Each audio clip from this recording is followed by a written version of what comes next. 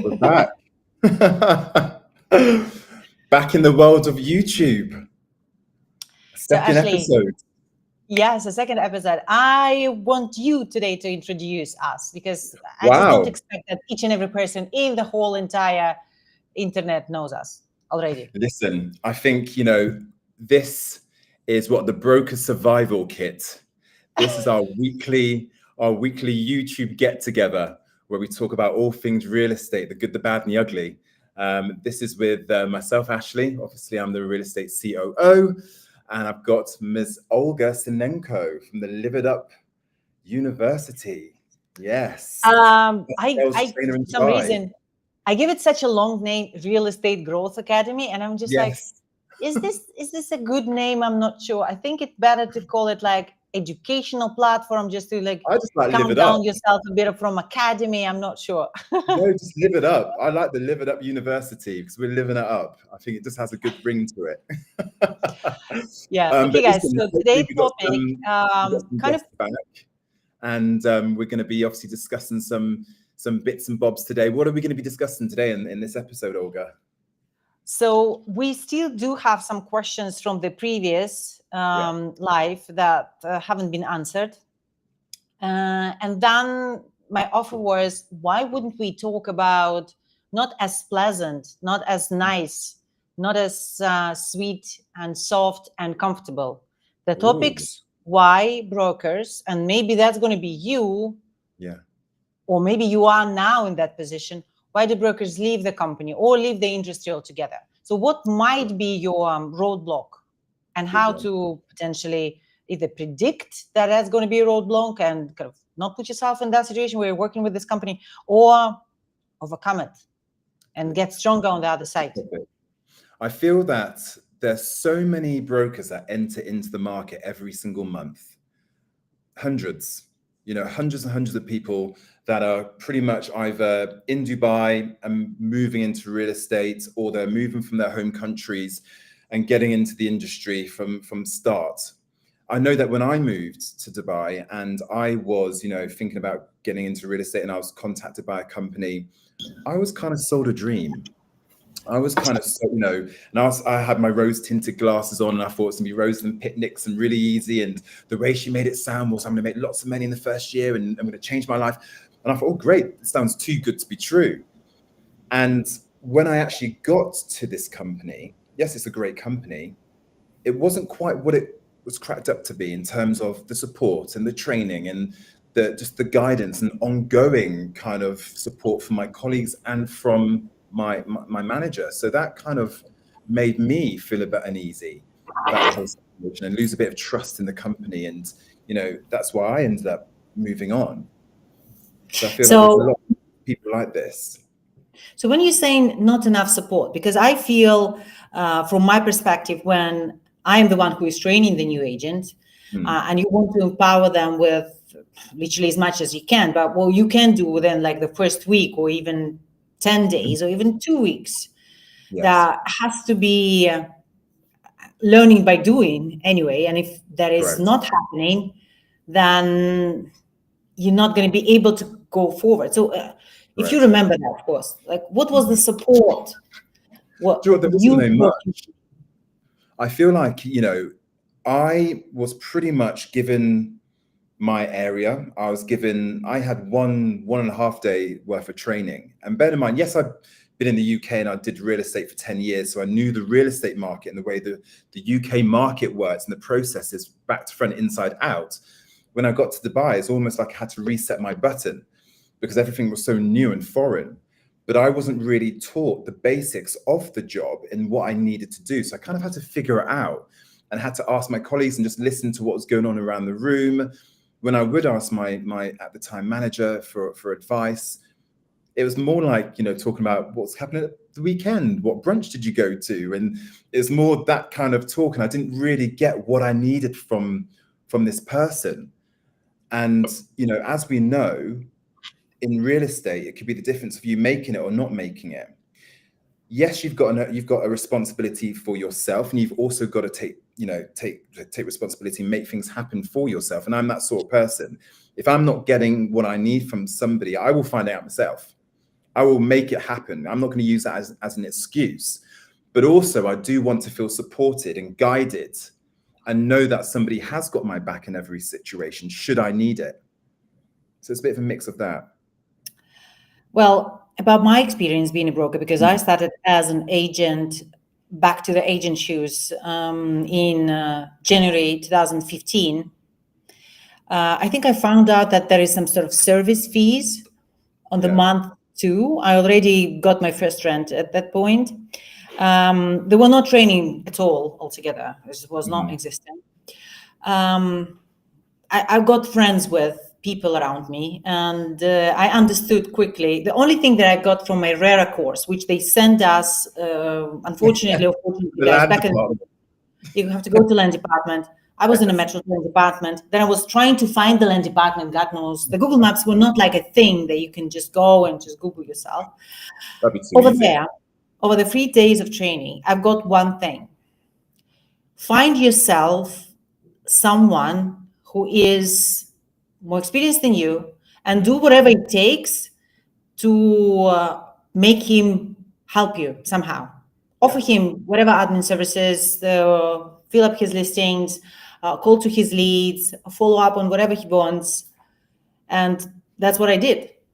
And that's how I basically survived. The only thing I'm thankful for, at that time, he was not a manager, actually. He was the owner of the company. Yeah. He forced us, and I hated it at that time. My area was Marina. He forced us to learn, to print out all of the layouts of all of the buildings in your area, and to learn them as if he's going to be doing an exam. So that forced me to go out of the street, to get the map, to get the printouts of the building, to look at the building, to understand where is this windows, where is okay, that's a floor plan. Thanks God, because of this, I hated it, but then I became someone who knows where 1 bedroom or 2 bedroom, 3 bedroom, facing Marina, facing the sea. I knew a building. So even anyone going to ask me, I want this, or I have clients with this preferences, I knew what to show. Correct. So, and I think, this is definitely a good kind of way in, because although you were forced to do it, and at the time you're thinking, what the hell am I doing this for?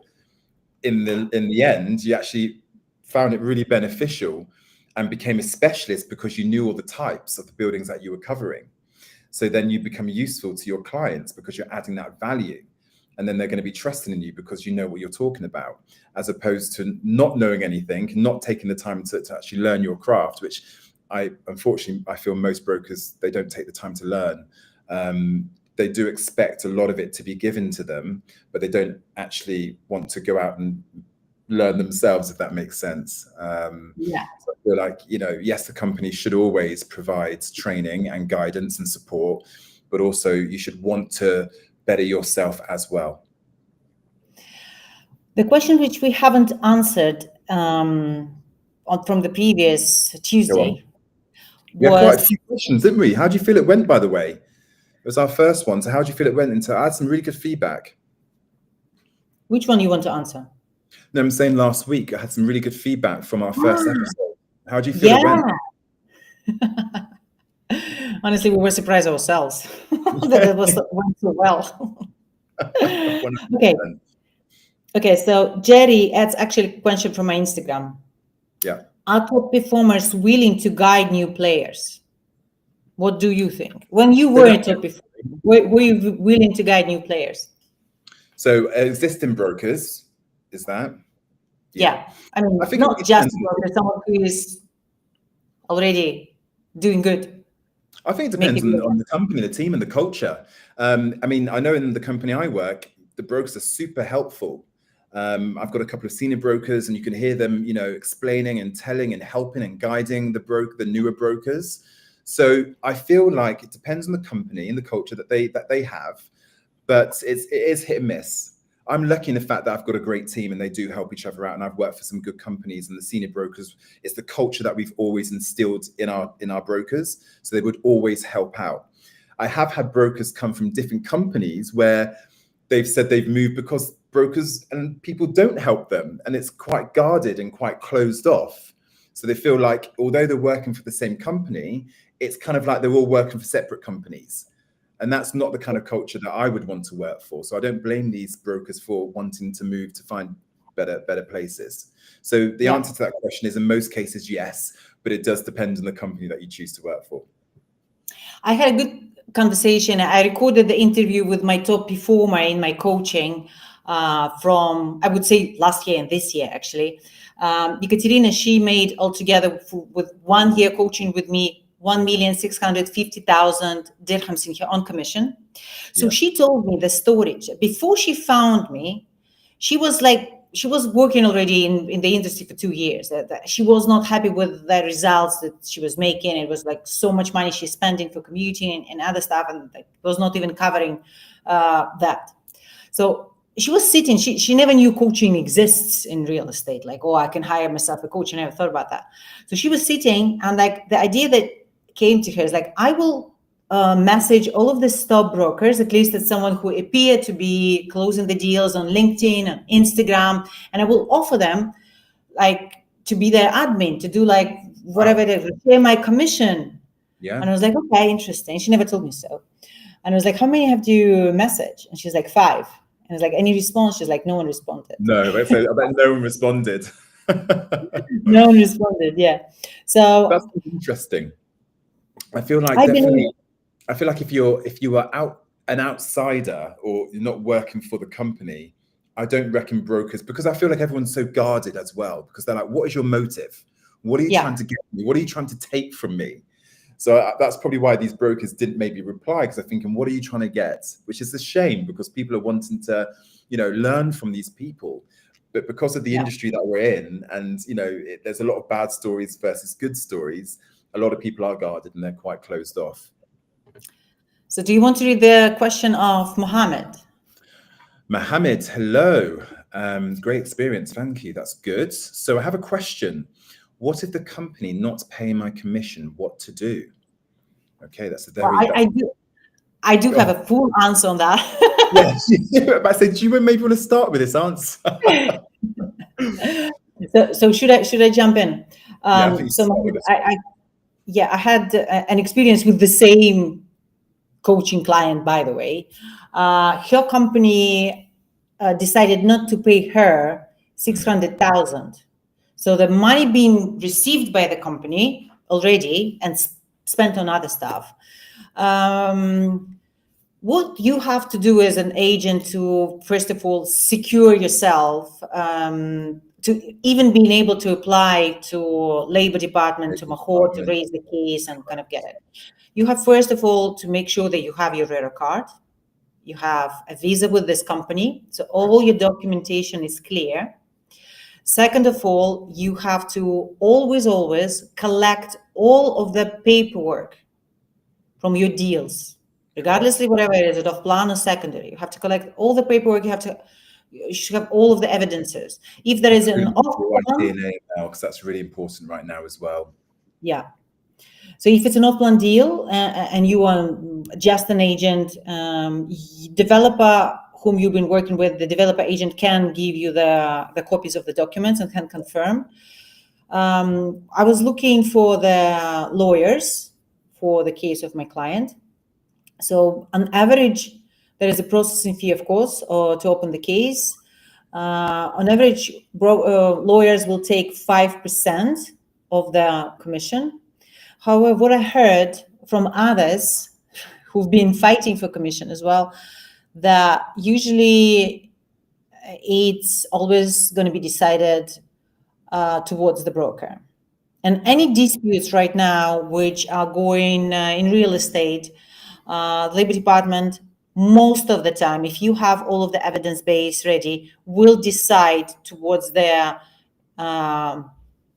not the company, not the employee, but the employee. Yes, correct. And I think, again, this is what I had a conversation with the lawyers as well. They're saying because of a just tremendous amount of valuation and kind of wrongness happening in the industry. So the Labor Department is really pushing through. We're just going to make sure that we're going to not allow that to keep happening. Correct. Because that's a bad reputation for the whole industry and for people who are coming from outside and just trying to make money. You've answered that really well. I think it's I feel like there's a lot of it going on right now. I hear horror stories all the time when I speak to brokers, and even brokers that have come to join me from different companies that have not paid them and they're waiting for money. It happens a lot. But what you've just said there in terms of making sure you have all your ducks in a row, especially with the paperwork and the documentation, that is the most important thing, because without that, you've got nothing. So my advice would be make sure that you do have a compliant file, like Olga's saying, before you do anything, because it's super important. Because if you have all that, like Olga's saying, they're probably going to be in favor of you. And I see that as an asset that you then going to carry on if you will need to a new employee, where you can negotiate a higher commission with a new company because you have a proof of you've been closing the deal. And if you have a proof that you've been closing those deals and this is the amounts, they will more likely allow you to have a higher split. Correct. Rather than you just, beating yourself in the chest and say, oh, I'm just a closer. No, you show me what you can do. Correct. Good one, that one. Hope that helped, Mohammed.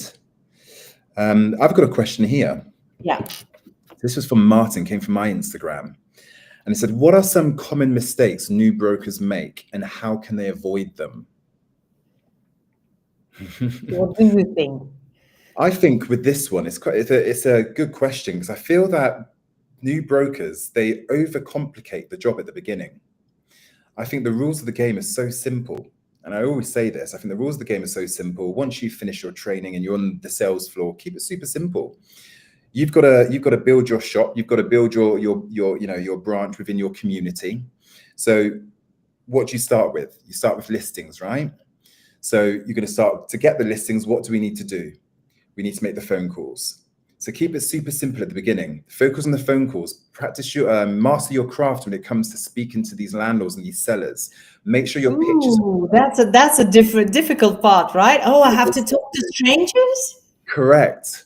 But start with this. Keep it super simple. Start with the phone calls. Once you get good at the phone calls, the listings will happen. Once the listings happen, the leads, viewings, offers, deals, money. Okay, it goes in the line. So I feel like that brokers try and do so many different things at the beginning. They're trying to grab things here, try and grab things there. But they just calling, right? Exactly. Everything but what they need to be doing to build their brand and build their business. So that's pretty much a common mistake most new brokers make. They try and just do everything else but focus on the non-negotiables and the basics of the job to get themselves truly set up.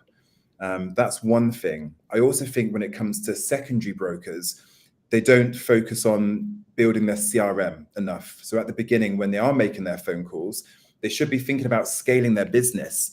And what I mean by that is when they're calling their data sheets and they're speaking to these owners, if their property is not available now, but it's available next year, they should be adding that to their CRM system.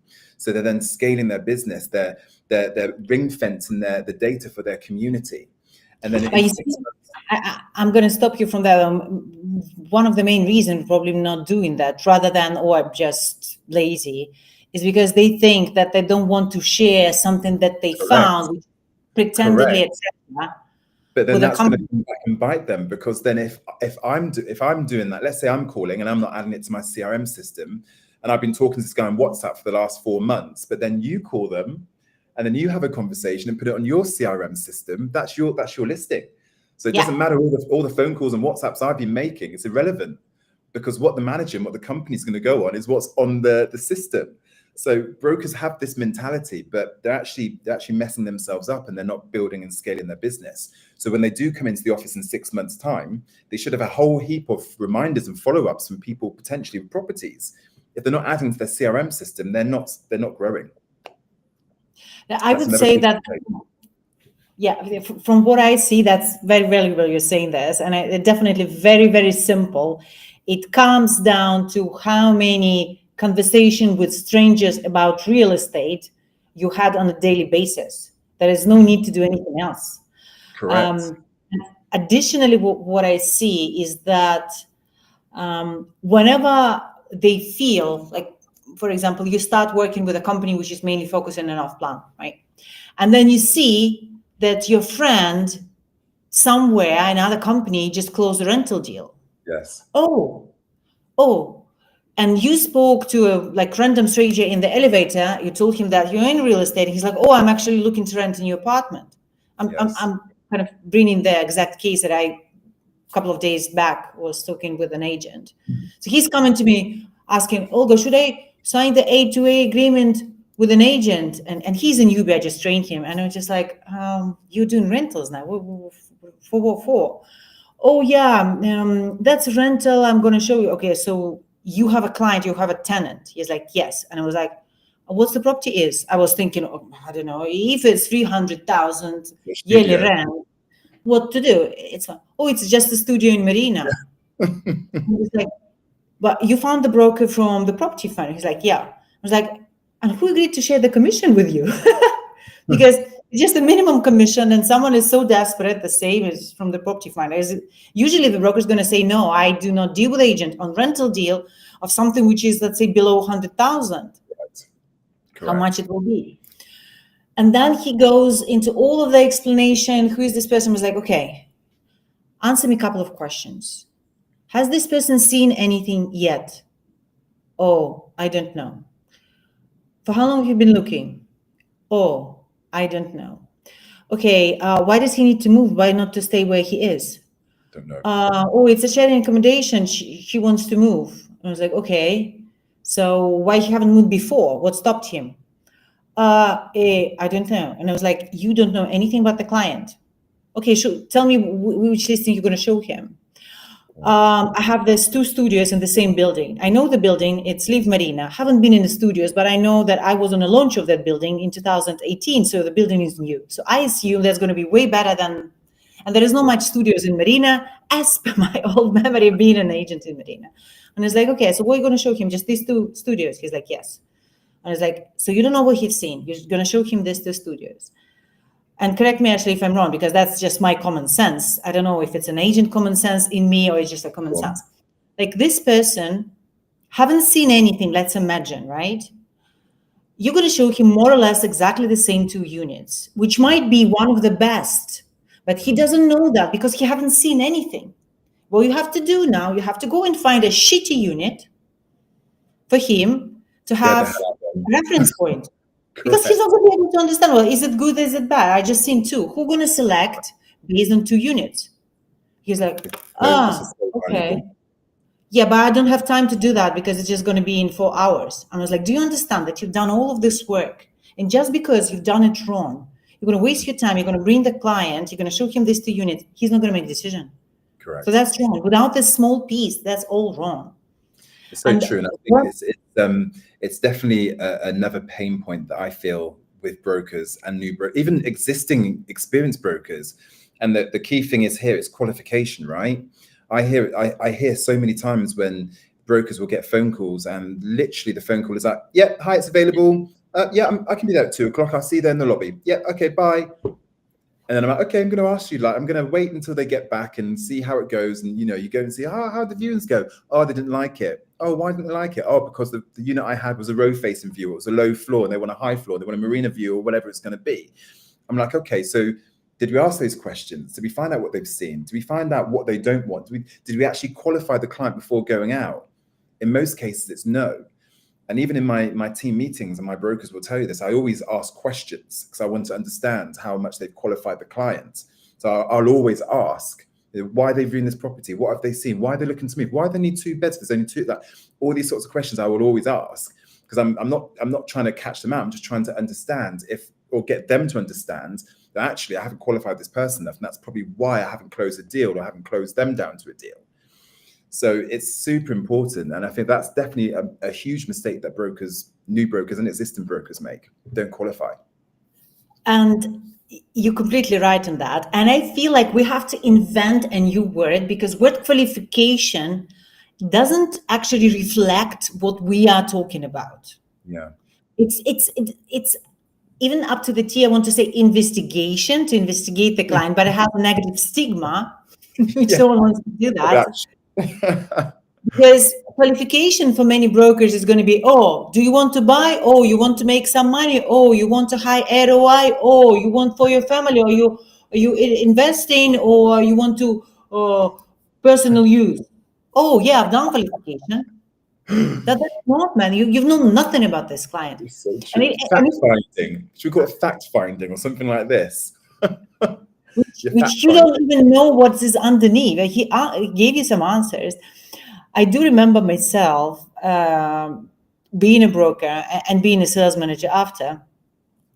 I was always, when I got the listing and the agent is calling me, I'm going to qualify him, ask him the same exact questions as I'm asking the client.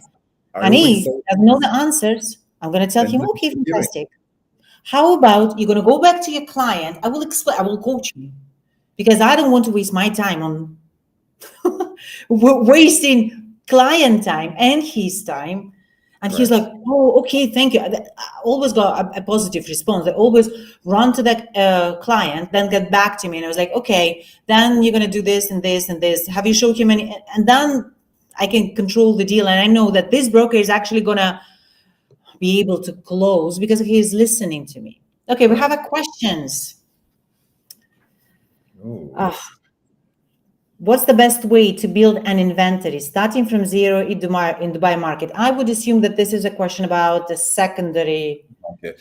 Best way to build an inventory, start from zero in the Dubai market. Again, if you're going to be focusing on a community or an area, first of all, what you want to be doing is finding or doing your market research on that community or area, finding out, let's say it's the springs, for example, making sure you understand all the different 5 types in the springs, what 4E is, what the size is, making sure you understand all the different communities, which ones have pools, which ones don't. So you have your full market knowledge, okay? Once you've done that, maybe you want to check on something like Property Monitor to find out which communities are transacting the most out of the communities that you're focusing on, which one's the most popular. I'm going to stop you a little bit, Ashley, because Property Monitor, not everyone knows what it is. This. Yeah, exactly. So Property Monitor is a portal where most companies should have access to this, and they should pay for the subscription. I did a video on this one on my YouTube.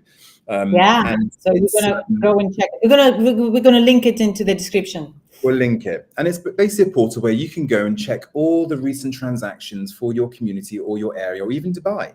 And you can do month transactions, you can do year on year, you can check to see what's hot, what's not. It's just a good place to go to really understand your market.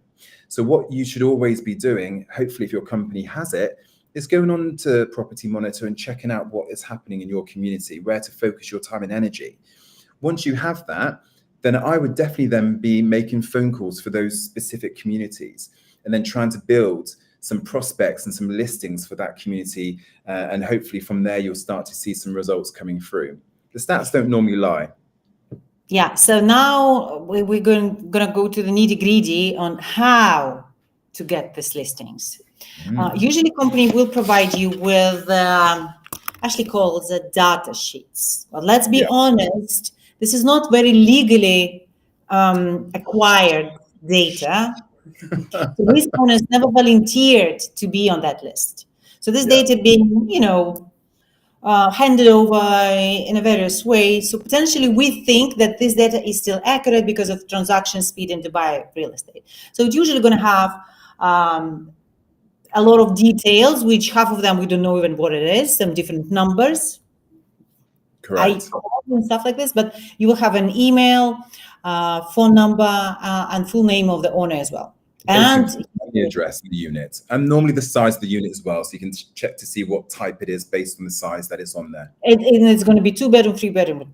Correct. Then you don't still know that if this owner is still owning the property, if he's even thinking of buying selling the unit, if he's living there himself or it's tenanted, you don't know.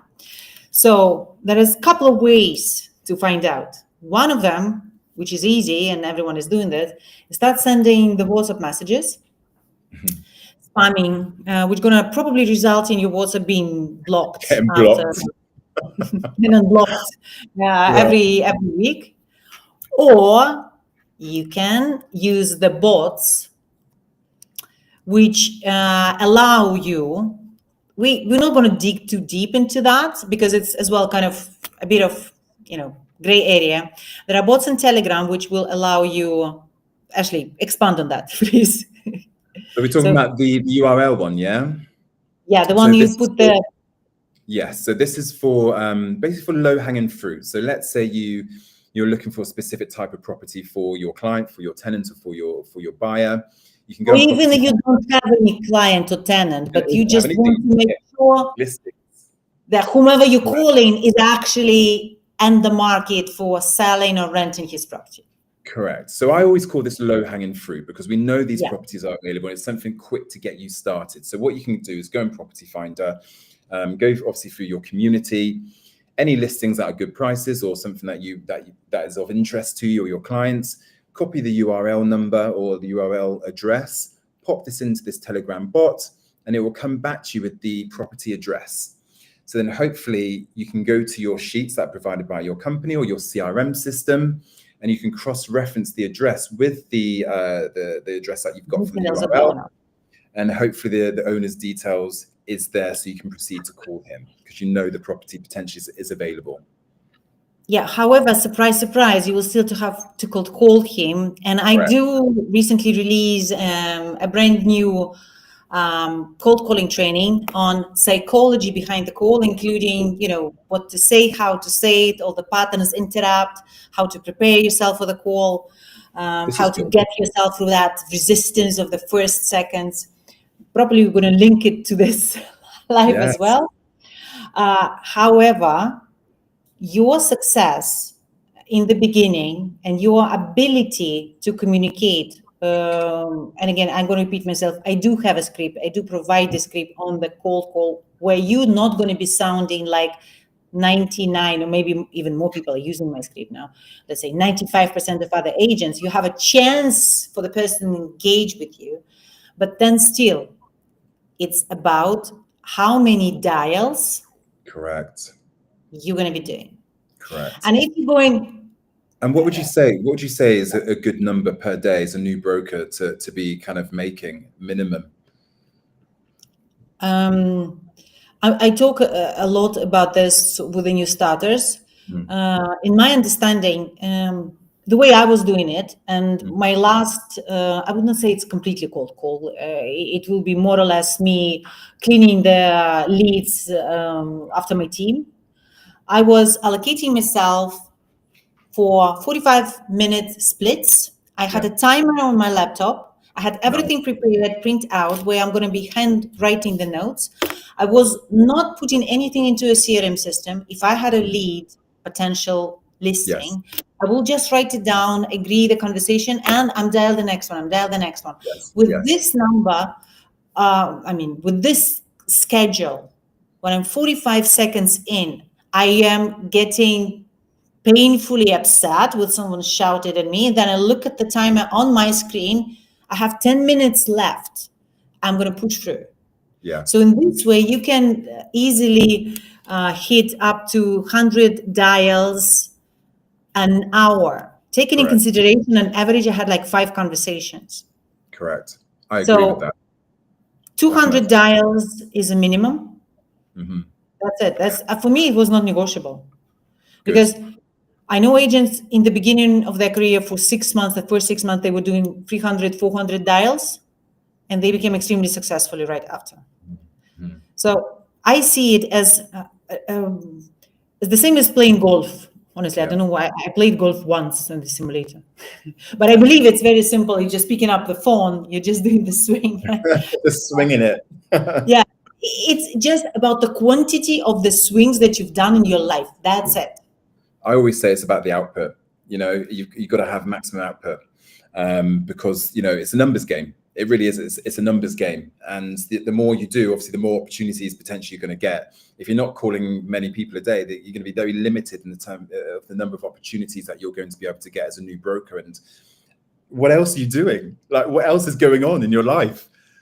Zach chats, coffee, cigarette. Vapes now, isn't it? But I'm thinking that what else is going on in your life? Just make the calls. Avoidance. But then I guess that comes from lack of confidence and lack of knowledge. And that's what I think it is. But, again, Ashley, the confidence and knowledge are coming through you doing the thing. Doing it, exactly. When you become confident, how? Correct. I always say that. I'm deciding I'm not going to drive the car till the time I'm going to be really comfortable Really that ready. You're not driving, man. Okay, let's go back to the questions. I like this My Luxury Specialist. I call it qualification identity mapping. Interesting. Qualification. Interesting. Like And I'm not a big fan of saying a different type of personalities. Is this one dominant, formal? This is submissive and formal. There is a lot of non-sales techniques talking about the fluff. I just really do not believe that anyone, specifically on the call, being in a state of fear, will be able to understand anything about the other person. And even in conversation, I've been taught these techniques when I was 22, which was on my first sales training. I felt like, my God, I just like, this is what it is. And then I tried it on my sales, and I was just like, I'm so sorry. When I'm in negotiation and there's two people talking to me, I have no time. What do you mean? I'm going to look at the gestures, the way the words that they use. Are they more audio or visual? Forget about that. I cannot do it. Oh my God, love that.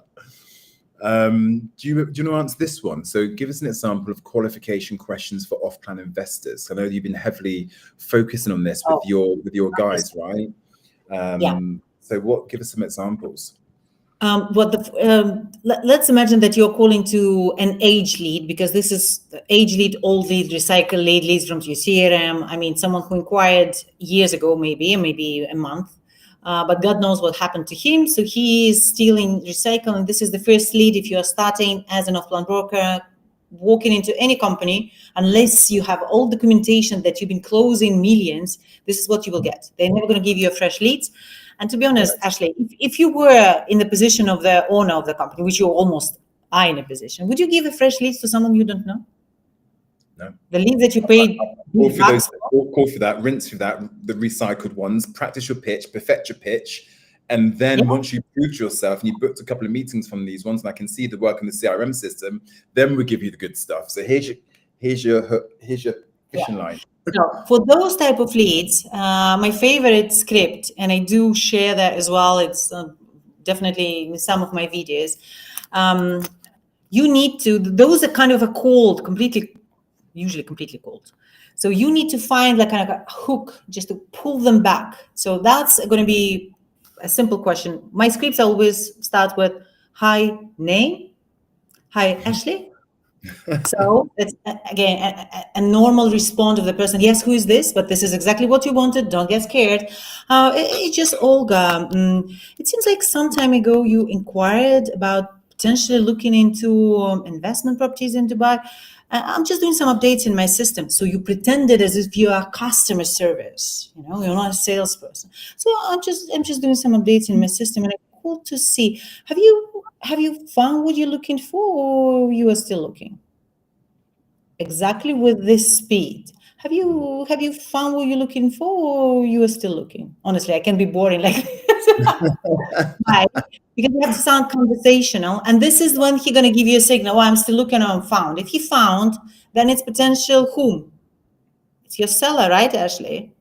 It's your seller at some point, because 90% of buyers who are buying off-plan, they will be selling it. Correct. Yeah, so get the information, put him in there. If it's a fresh lead. My favorite question, the starting point is like, hi, name, exactly the same as like, seems like you responded to one of the ads and asked us to call you back, possibly looking for help with investing in Dubai real estate. And he's like, oh, yes, that's me. Yeah, when you saw the ad, like, besides the shiny computer graphics, what was about the ad that kind of attracted you to respond? So with this question, you're asking them what triggered the attention, because they're usually going to talk about what is important for them. And they're going to talk, oh, it's been written this one, or I actually wanted this one. And if he doesn't remember the ad, you just ask him, what was your yeah, I do understand there is so many ads, but what was your overall goal with, that interest or this investment? We were kind of trying to get out of that. And he going to expand and tell you if he is an investor, if he is looking for himself, and you just sitting there, there's way more, much more questions. But the thing is that, sorry, I'm just going to take all of the time for this. In the beginning, you have to be really nicely conversational, very natural. As well, because I feel like this is again what most people don't do. It's the conversation, right? It's the way you say things. It's the way you communicate with the buyer. Again, you're not robotic. You're having a conversation like we're having a conversation right now. And I feel like sometimes that's not the case. And because of that, the buyer feels like they are being sold to. So the guard goes right up, the guard goes up, because they're like, oh. So and again, it's just having to break down that wall. So by the way that you explained this and the way you kind of entered that phone call, you are having a conversation. Even down the way that your tone was, the way you said it, it's not the typical kind of, and you're going to think, why is this person asking me all these questions? Why do you want to know this information? Again, the doors close. Yeah. So I think it's super important. That's funny that we have to actually re-language ourselves again to being able to talk normally to human beings. I think that was like being in sales sometimes puts you in a position where you just cannot talk normal anymore. You just become robotic, and then you have to shake yourself. Correct. Okay, I think that's a good question for you to answer. The next one, what characters make a great broker? Oof, love it. Do you know what? I feel there's many different walks of life when it comes to brokers. Some of my best brokers have been plumbers from the UK that have had no sales experience whatsoever. But what they do have is grit and determination. Okay, they don't take no for an answer. They're hustlers. They don't mind working 7 days a week, 365 for the first year. You know, they're the first ones on the phone. They're the ones walking around, and you know, it's just that energy and that kind of the hunger that these people possess. Maybe it's because of where they've come from. Maybe it's not been the best upbringing. I don't know, but something deep inside of them really wants them to succeed in this job. And because of that, that's what pushes them to succeed. And they don't stop. And you do find them in the office first in the morning and last to leave, working on the weekend, making the 100, 200 calls a day. They're doing all the things that they've been told to do. And that's why they get the success. They're not scared to wait. They just jump straight in. I love brokers like this. And when I do train and I get some of these characters in my class, it gives me energy because I can feel the energy from them. So I do feel you just gotta be a person that just wants to get stuck in and hustle. I love using that word, hustle. If you're a hustler and you've got something about you, you're gonna love this industry, because you can be whoever you want to be. And there's kind of no right, there's no wrong. You can really be the person that you want in this industry, and play a persona and play a character. And I want to add on this, because those guys who are hustlers, those guys who want to succeed, they do have a combination with another character, which I believe I'm actually training it in myself for the past months, I would say. I don't want to say years, but maybe consciously for past months. Yeah. And we spoke about this actually a lot. And yes. I believe that this is a new thing which people are not yet talking a lot. It's being a hustler, being able to do all of this work without seeing the results, being able to tolerate the disappointment and the pain of not seeing the results, not being discouraged, not going, under your thoughts, not being, maybe it's not for me, it's just not going to work. You see that didn't happen this time, and you just keep going as if it did. Learn from it and keep going. Have a knockback. You need a lot of knockback, and you get a lot of knockbacks in this job. You get knocked on the floor, but you don't fall, and you just keep going. And you keep going. You pick yourself up. You flip and you carry on. And that's why I say grit and determination, because they have this, and I respect it. And when I see this in brokers, you got I'll match your energy. I'll give you what you need, because I can see that you really want it. you know, and I think we need more of that. And like you say, a lot of people, they give up too easily, or they do the bare minimum, not even the minimum standard, and they wonder why it's not happening. Why am I not closing deals? We look at the stats and like, you've actually done 1 day's work in a month. Of course you're not going to close a deal. Yeah. Okay, but then they leave real estate and they say, oh, real estate's shit because they've not made money. But actually it's because they didn't take it seriously enough to execute what they needed to do to make the money. They see selling sunset and they see, you know, the luxurious life that these brokers lead. And this is what they think to buy real estate is going to be. Yes, it can be like that. But at the beginning, you're in the trenches. You're literally in the trenches. And you've got to kind of climb your way out.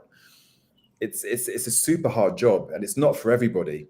It's really not. But if you have that grit and determination, you're halfway there. And honestly, we have to finish because it's just 45 minutes and everyone is just absolutely bored of us just talking to each other. I'm going to say just one thing. I shared it today with a fantastic lady in my team. She was talking about my experience. She was asking my experience 11 years ago when I just came and I was not making money as a broker in the beginning, of course. I was living from my $10,000 savings. And then she asked me, okay, and for how long that was? When you finally became comfortable? And I'm just like, well, you're asking me wrong questions because I'm never comfortable. I was going to say, if you're seeking for comfort, Dubai is not for you. Because as soon as you get comfortable, you're going to stop putting tremendous amount of work. You're going to be out.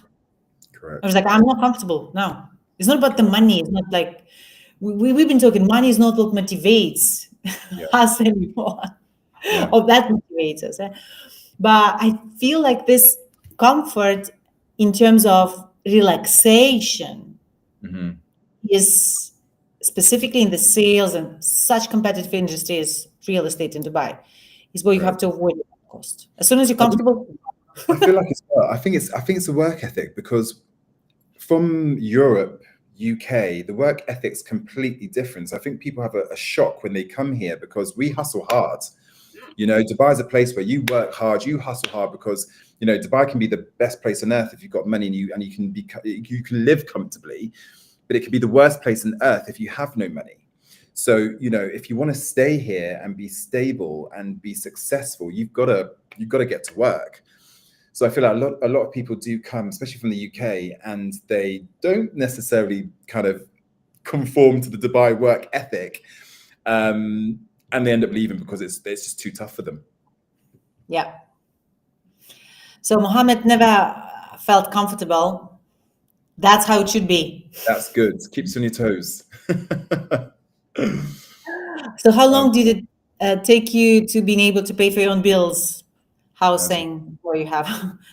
I mean, I don't know, Ashley, I will ask you, have anyone ever paid for your bills or housing? No. That's come from my I never had that experience as well up to this point. What's wrong with me? I wish. But I just think it, you know, it comes down to the individual. I think it's, again, this is why I normally do say start in leasing, because with that, you can kind of get transactions done a lot quicker, earn commission quicker, and get money coming back into the house a lot more quickly. So, you know, it kind of eases the stress, especially if you are coming on limited funds, then go down that route where you can build up a bit of money in the pot before you make the move to sales. But with leasing, you should be, you know, making money in the first 6 weeks. I've said this before, 6 to 8 weeks, you should be having commissions coming in. So you should be able to pay for your bills and rent a car and all that stuff. About my experience, when I start to make money, to being able and comfortable to move out of sharing accommodation where I was literally living for a little bit more than 1.5 years for sure. Was it 1.5 years? I mean, I'm looking at the winter, summer, all of this. That was probably 1.5 years. So I did move to a very, very small studio with the monthly payments in Motor City before I had even a car. because I unfortunately couldn't convert my license back then. I need to, regardless of my driving experience, take a course. Take a Cost me course. 4,000 dirhams, but it's not about the cost. It's just about the time that it was from April till August, literally. And with the first money that I made, I saved a bit, and then I invested in my MBA. I started with University of Wollongong, and I paid for a personal trainer. Back then, that was quite cheap for, I think, I was paying her 3,000 for maybe 15 sessions, private Nice. sessions. That's good. So but that's 2016 as well. Don't forget about that. Yes. Do you remember I had a house share? Can you remember the story I told you about when I lived in a house share with my friends and these two ladies of the night? Can you remember I told you? And I woke up one morning and one of them had been eating the contents of the fridge. But when you moved out of sharing with someone? Yeah. When did I move out? God, I haven't shared a home with somebody since 2015. So was it like less than a year that you moved in yourself? It was, yeah. So pretty much I moved to Dubai 2014. By 2015, a year and a half, I moved into my first little one bed in Sports City. And then kind of went from there really. But I remember it's like paying like 55,000 a year, I think it was, and I actually got 12 checks at the time, so it was actually a really, really good deal. Yeah. So yeah, it was a great little property. That it's actually really, really nice. But yeah, how times have changed. Okay, last question. And Mohammed is dealing with ultra luxury properties to deal with kind of clients, right? This kind of deal takes 1 year sometimes to be closed. Yeah, well, potentially. Again, I think it all depends where you got the leads from. Correct. It depends, if it's a referral, then again, there's going to be that connection there. And if it's a referral, then they're most likely going to do business with you. You're going to have a different type of relationship with them if it's, a referral as opposed to a fresh lead that's come through. But with these clients, it all comes down to your knowledge and, what value you can offer these people, because they haven't got time to mess around. If they give you a spec that they're looking for, yes, you've got to advise them and tell them, yes, it's good, yes, whatever, but they expect you to be able to work to their schedule and to their spec. So, if you're taking them out to see properties that they didn't want, or it's not high enough quality, or it's in the right location, or you got the pricing wrong, you've messed it up. So, with these clients, you've got a very small window to impress them. If you impress them and you get a deal done, then that can open you up to another level. It unlocks another level in your career. But just know they're going to be very demanding of you, and they're going to have very specifics that they're going to be looking from you. Okay, last question about the inventory. I think that probably asked by someone who has maybe European, maybe UK experience in real estate, or maybe heard. Unfortunately, in Dubai, no one gives you any inventory. No. For secondary market. You have to go and find it yourself. Because why? I mean, the inventory always belongs to the brokers. Everything which advertise on any platform is already under the broker. And we do not have, rather than do Bizzle, but I'm not sure if people are still putting the property themselves. But you've got to remember that Dubizzle is going to be, it's low hanging fruit again. So yes, you can go there to get quick listings and get yourself moving quickly and go out and look at the properties, but it's never going to be quality because everyone's going to have it. So I would always focus on the phone calls or going through the CRM system from your company, because the company will have an existing CRM with all the data on there from previous brokers that have maybe left the company, or data that's on the system that's been forgotten about. I would always go there as well and spend a good hour every day calling through the existing data, because that's warm. They're going to know the company. We might have had the listing on before. There might be pictures on there as well, which you can see what type of property it is. So definitely do that. But it is not like the UK. The UK, you've got the high street. You sit there, you wait for landlords and sellers to come into your office, and then, or they call you up and they want a valuation. It's very reactive in the UK. I'm using this as an example. Here, you've got to be proactive. You've got to go out there and farm. And again, that's what a lot of brokers have issues with. It's the farming side of the job, which is the most important part. In time, you're going to become either a lister or a listing agent or a viewing agent. In time, you're going to figure out which one you are, and you can play to your strengths. If you're a listing agent, then you're going to be great at getting the listings and having those good conversations and getting exclusive listings. But that's not for everybody. Some brokers do better with going out and meeting clients. So, you know, you're going to find which one you are within a short space of time. And then you just got to make sure you have an alliance with you in your company that you can then buddy up with. So I think it's almost 1 hour. We've been enjoying ourselves online. What do you think? Oh, actually, we're going to ask you, which topic do you think we should be discussing next Monday? It would because be good we to do have a lot of things that we can talk about. Right. I'm just going to take a nice, cool video of us. Take a video. No, it's no video actually. I think definitely it would be good to have some feedback from you guys in terms of what you would like us to touch base on. I think that we should spend, you know, the first part of the episode talking about whatever topic people would like us to go through, and then we can spend the second half answering questions and, you know, making sure we cater to everybody. And I think it's definitely an open forum, and this is for you guys. So we want you guys to kind of have a say so we can make sure we're delivering you value content each single week, and you're coming away with hopefully a little golden nugget that you can use for your businesses going forward. Yes, and as soon as this is going to be uploaded, we're going to leave in the description actually episode about how to get the listings and all the tools that you should use as a broker, and a short training on cold calling from me. That'd be great. I think that's really good for them. Yeah, fantastic. Okay, should we say bye? Yes. See you again next week. See you guys. Bye-bye. Now.